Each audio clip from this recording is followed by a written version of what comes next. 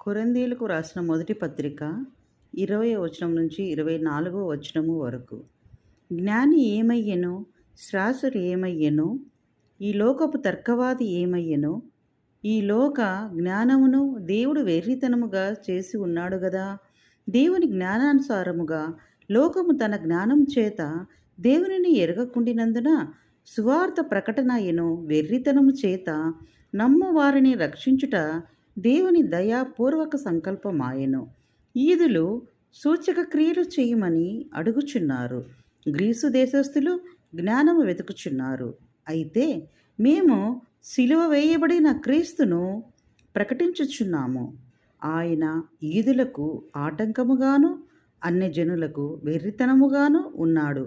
గాని ఈదులకేమి గ్రీసు దేశస్థులకేమి పిలువబడిన వారికే క్రీస్తు దేవుని శక్తియును దేవుని జ్ఞానమునై ఉన్నాడు.